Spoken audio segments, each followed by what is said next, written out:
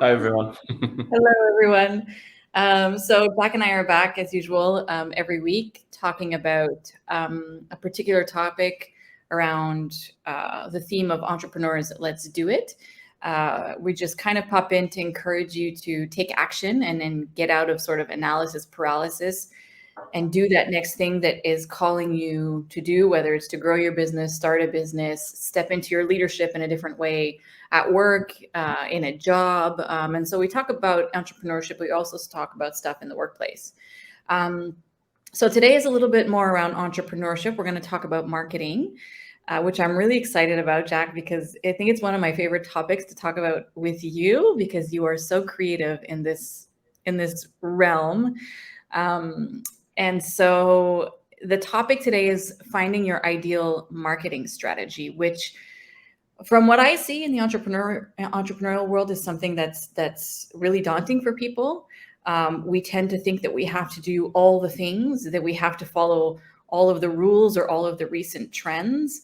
Um, and my philosophy around marketing is more around getting really clear on that thing that you do that's really natural, that's really organic. So like what is your superpower, or what I like to call your unique intelligence, and really focusing your energy and efforts there, because that's where you're going to have a bigger ripple effect than just doing all the things because everybody else is doing reels on Instagram or everybody else is doing XYZ. And I'll share a little bit after kind of how I guide people through figuring out their unique intelligence, which they can then implement. But first, I would love to hear from you, Jack, of your thoughts on marketing and finding your ideal strategy. Yeah, yeah. Actually, it excites me as well because in the beginning of my career, I was like thinking like there's something wrong. Why am I not growing fast? Or because marketing is actually the the way that you can tell people about what you're doing and how you do it and how you're good at. So without marketing, it's like you built a car, but it doesn't have, no one can drive or see that car.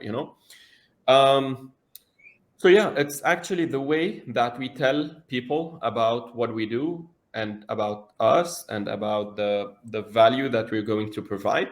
So, and without that part, I think we can like face a lot of challenges doing, selling our services.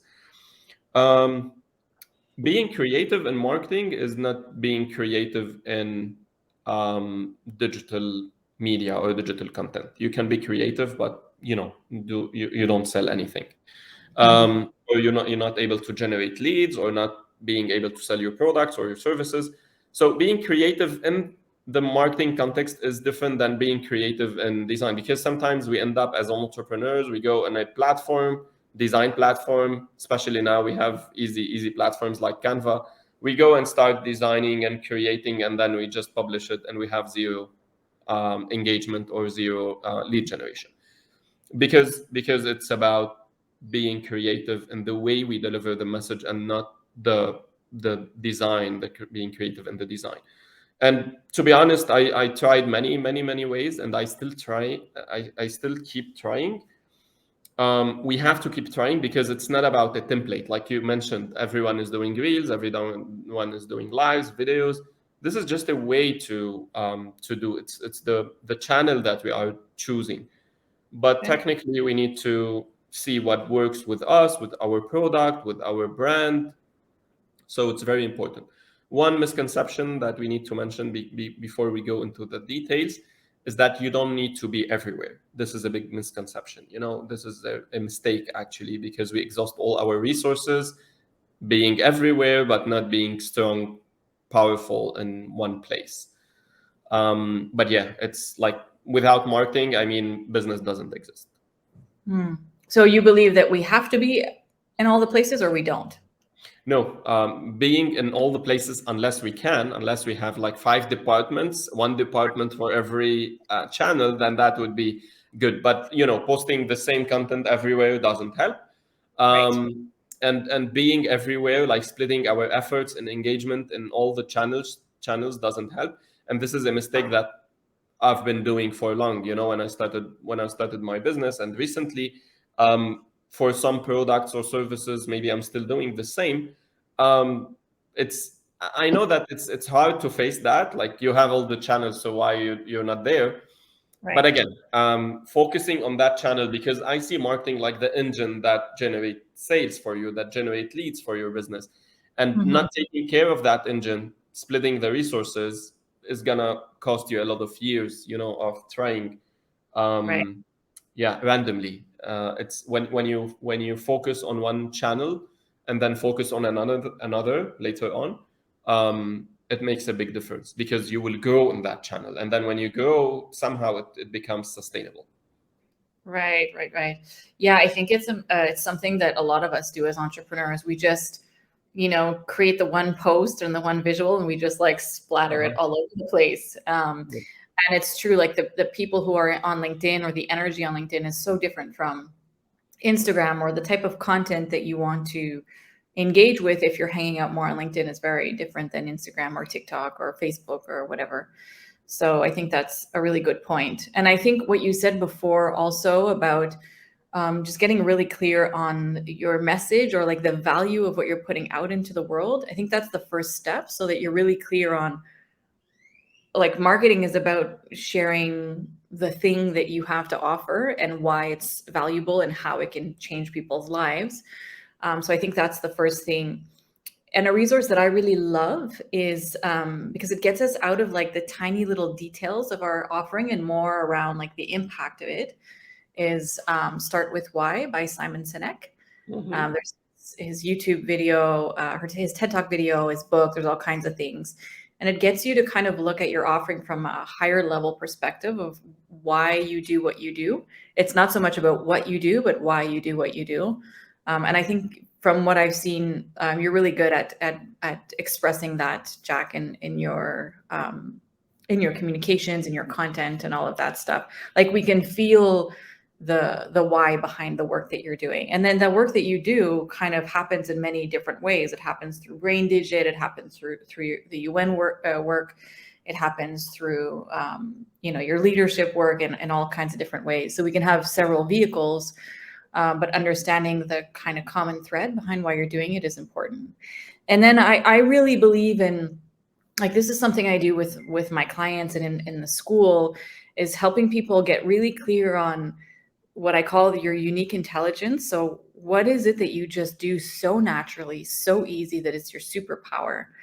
And I like to use a couple of different tools to get people to see kind of the ecosystem of their archetype. I like to get people to do the Colby A assessment, the Strengths Finder assessment. We look at human design. And then with certain people, I go into astrology and all of those kinds of things. But essentially, it allows you to get a really clear picture of just how you were built, how you best function in the world. And then I think it's really important to use that superpower in your marketing to get your message out into the world.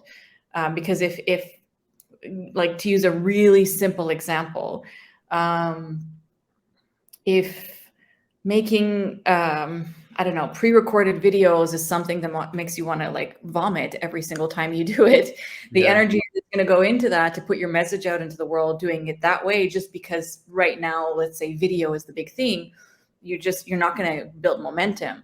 But if your superpower is like human connection and going out and talking to people and building relationships, that should be your main marketing strategy. Like, go into networking events, go meet people, get people on calls with you, go maybe speak in communities, stuff like that.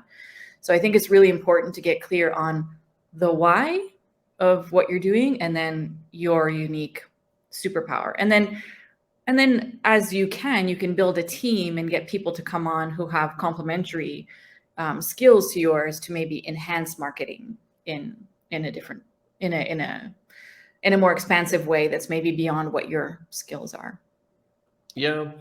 Yeah, I agree with that. Like, getting people to do, the tactics or the tasks that you set for the strategy that you have.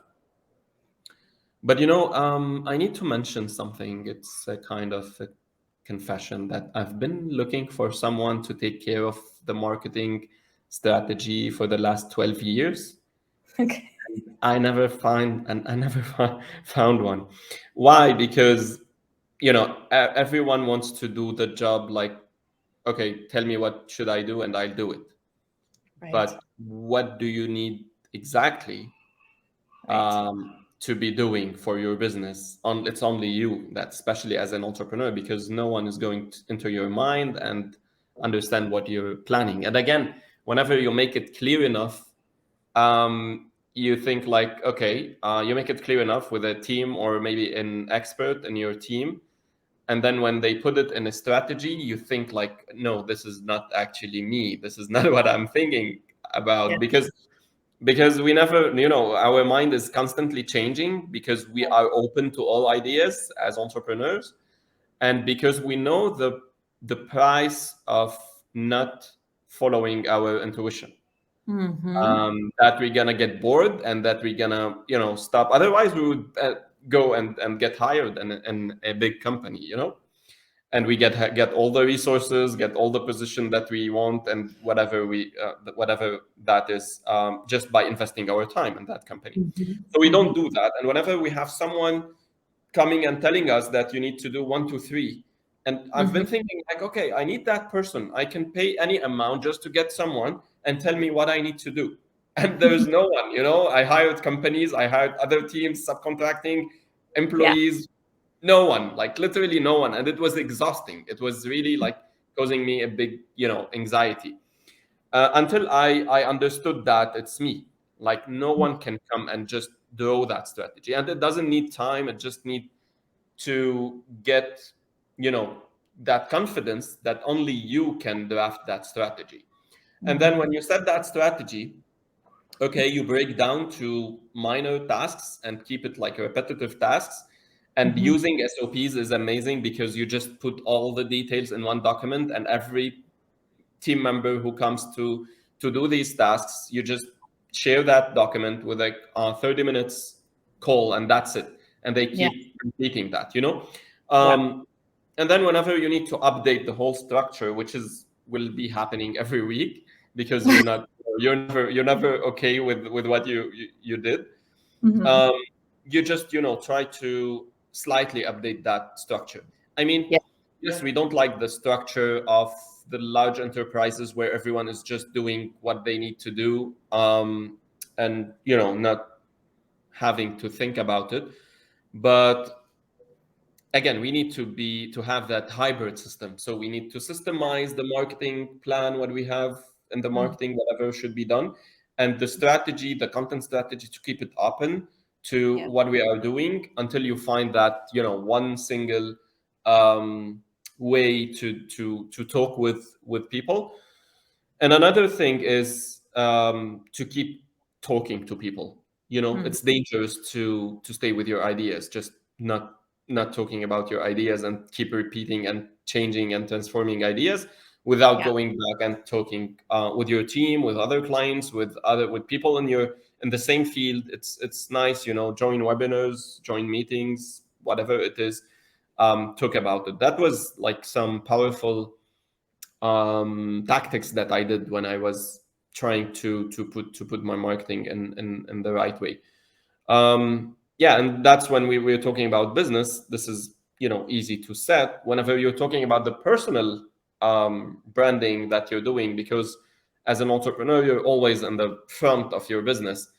This is Mm-hmm. something that I'm still trying to figure out. Yeah. I'm very guilty of this also with you. I have to say, I think it's this idea of like, I just want to find that person who's going to tell me what to do has been in my head for, well, the last 12 years as well, like you.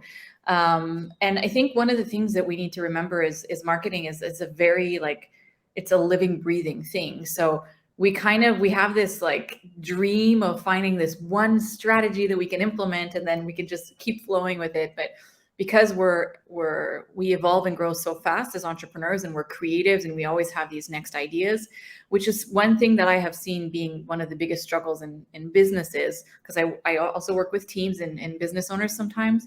And the team being able to follow the business owner and the ideas and the ever-changing things that are happening is something that is really challenging. But I agree with you. And for those of you who don't know what an SOP is, it's a standard operating procedure, and it's essentially like a step-by-step list of how to do the thing. And it's absolutely incredible. I used to use them all the time as a business manager. I still use them with my team, and I really nerd out on these things. We have like SOP documents, and then we put them into workflows, into Asana. So when someone needs to do the thing, they have the main task with all the subtasks, and you just duplicate it and do it over and over again. So as much as you can systemize, the more you systemize things in your business, the more space you're going to have to be creative, and the easier it is to delegate. Because the other thing that I'm really guilty of, which stops me from probably doing better marketing, is delegating. And I think that that's probably one of your superpowers, Jack. You're just really good at empowering people and giving them the things to do. I hold everything, and I'm like, oh, they're not going to get it. They're not going to understand what's happening in my head. So I just hold it all, and then I end up doing it all on my own. And then things are actually not moving forward at the speed that I want because it's all in my hands. And I saw myself doing it last week, actually, and it was related to marketing. And I was about to go do the thing, and I was like, nope, I'm not allowed to do that anymore. So instead of all the effort that I would have put into doing the thing, I took that effort and I put it into creating the workflow and then handing it off. And now that effort is done once, and then that person is autonomous and can keep taking care of that marketing piece for you. And all you need to do is then drop in the ideas or the next thing. So, yeah, I'm happy you brought that up, because it's, and one of the things I've also seen in entrepreneurship is that, like, we are the idea people, we're the visionaries. Nobody else can do that in the business. And so I think the most powerful thing we can do is finding the people in our team who can execute and implement our visions, instead of finding someone who can like find the strategy and map it all out. Because essentially we're the visionaries. We can map out that strategy. We see where we want to go and what we want it to look like. So having people who can like take the idea or the vision and implement it with your guidance is definitely really powerful.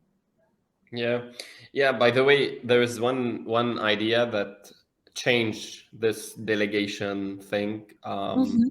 Because I used to do the same, and I still do that in some tasks, maybe when I'm trying to do something.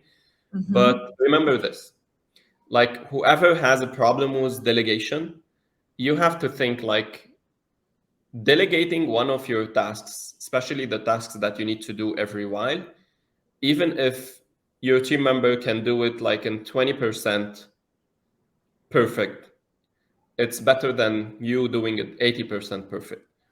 Because next time that 20% will be 30 and 40 and 50, and even more, even faster than what you are doing later on, because they are focusing on that tasks. But we don't focus on a task, we just do it randomly. Sometimes we forgot that we did it last time, how we did it, so we try to do it differently, and then we end up wasting the whole day just trying to do that task. Otherwise, there's one more thing. In addition to that process, I mean, you might find the right person to do it like 50 and 60% perfect, but there's one important thing, that whenever you share that task, you share those details, even if it takes 30 minutes from your time, then when you delegate it, you feel like you're more peaceful to focus on your other strategic things. And somehow you need to put a number for that task. Usually putting the numbers of the income that you generate in your business is good. Or maybe if you have any other way to do that, like how much you can be happy or how much time you can save, just put a value. Like the task that I'm doing now, it costs $20. The tasks that I'm doing now, it costs $1,000. The tasks that I'm doing now, it costs $10,000. So whenever we put it this way, then we can find the reason, like, why am I doing this task? Why am I Right. doing it? Is it because I feel like powerful, I'm good with technical stuff, or is it like because it's very important that all my business is counting on it? So this is it. Again, it's maybe the why that you mentioned. And Mm, yeah, what do we need to do is not actually our business, because whenever we share that tasks, it's the business of my team. And right. then if they need help, they can reach out to me. Then I'm helping, I'm mentoring. I'm not Yes. taking the responsibility of that task. So whoever is still finding a problem with delegating, like these two notes are very important. The one that when you share it, even if they do it like even 50% less than how you do it, how perfect you do it, it's fine, Yeah. because next time it will be better. And then again, you will have more time to do other stuff. And then next time you don't even need to, explain about it. It's Yeah. just there. And the way that the team members are doing it, maybe they will have more time to develop that task or improve it. And the Yeah. other thing is to put value. Like, don't forget to put value for what you're doing. Like, how much does it cost, or how much does it affect my business?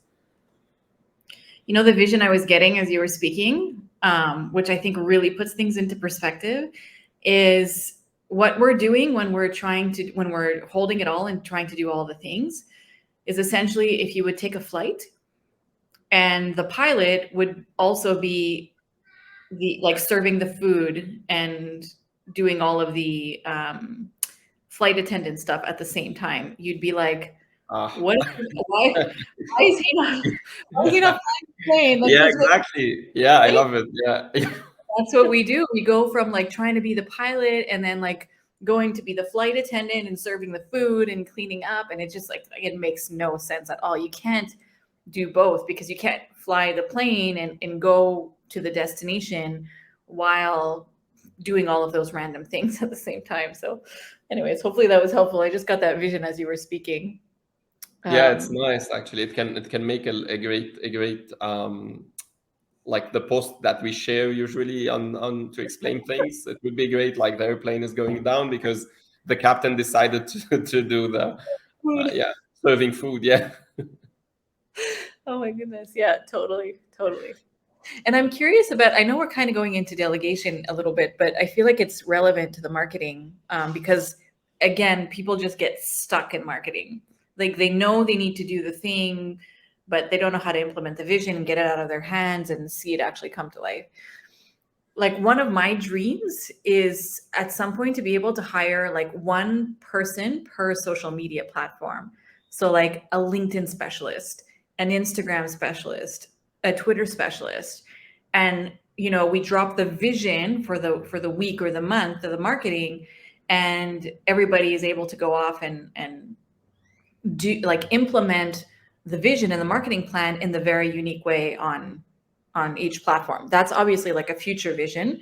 Um, and it's bringing me to this idea of like sometimes we feel like we need to hire this one person to do all the things, but I think that there's value in hiring someone to take a smaller piece in the business, more focused, more.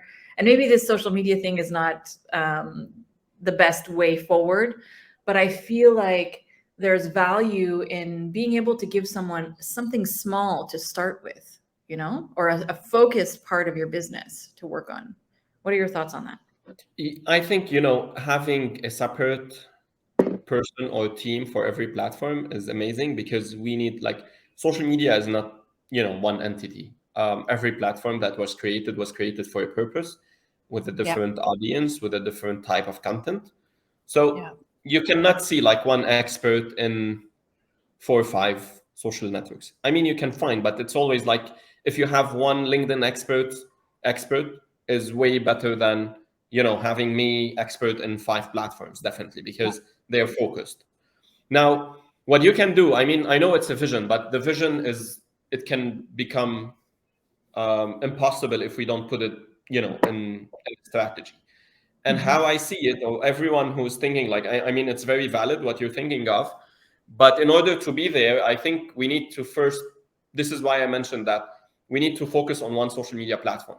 And Right. imagine, like, if you focus on LinkedIn, for example, and you're generating a lot of leads, and you're after 6 months you're perfect in doing LinkedIn, then you don't need to ask. I mean, you don't want to ask that expert in your team, okay, now let's focus on Instagram. No, LinkedIn is working well. Let's build on it. It's generating a lot of traffic. And when you have the time and budget to go to another platform, because LinkedIn is already, securing that time and budget for you. So now you're ready to bring someone else. And I don't think that the vision is split, like the same vision, the LinkedIn expert can share it, and then the Instagram expert can turn it into Instagram. So Right. it's like the vision and strategy is already with you. And then when you have someone expert in one platform and you're focusing on that platform, then you will end up exploring more your strategy, testing it on LinkedIn, and then when you want to go back to to another platform, then you would be totally ready. You have all the fund that you need to go there. And sometimes you decide like, okay, my potential customers are not on Instagram, maybe, or Right. maybe they're not on Twitter.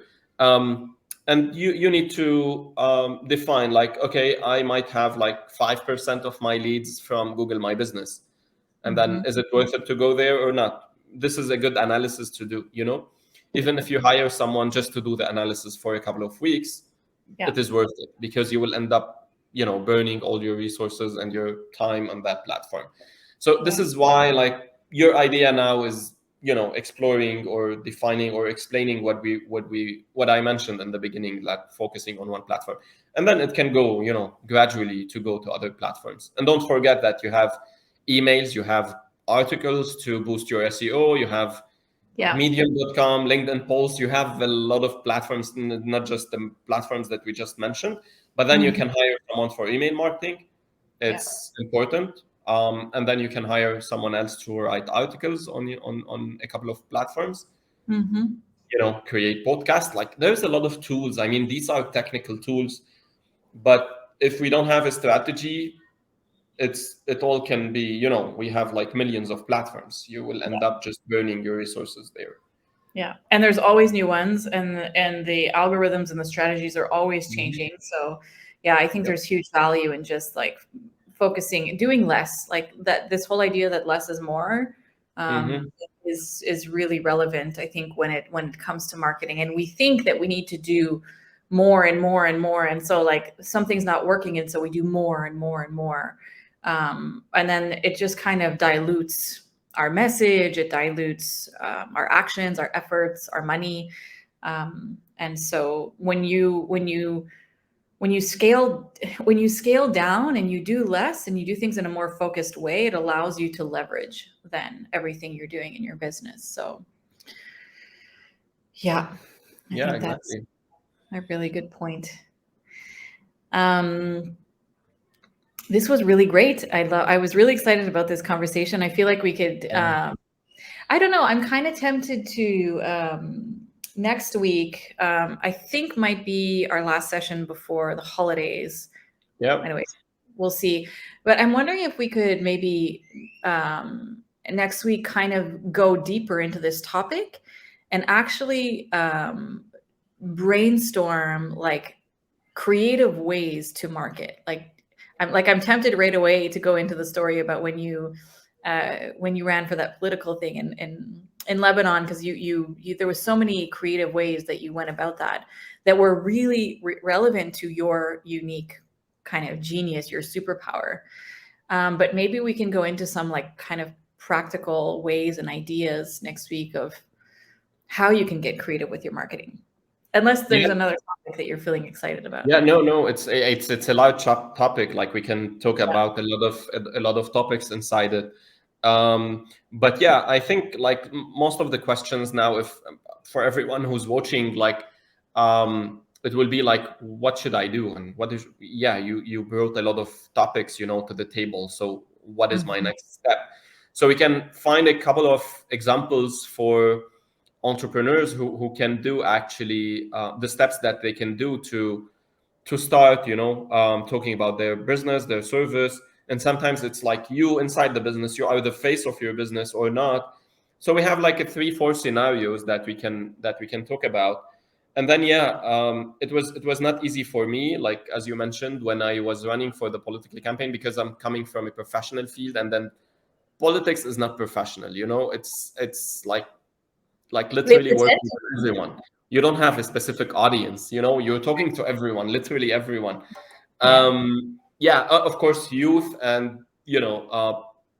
people who have some vision were my audience, but anyone can see the message and then can relate.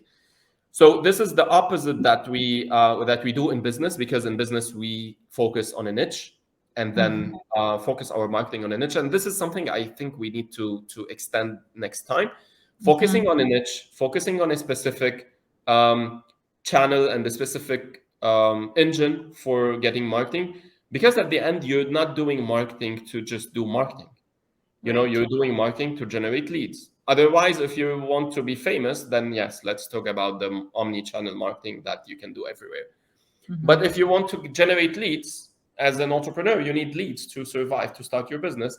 Then you need to find, we can raise some questions to find the exact method that can work for you, and then generate leads, and build your business. And then you can go to the next level, where you, as you said, you maybe hire someone for every platform, or you hire a team to focus everywhere.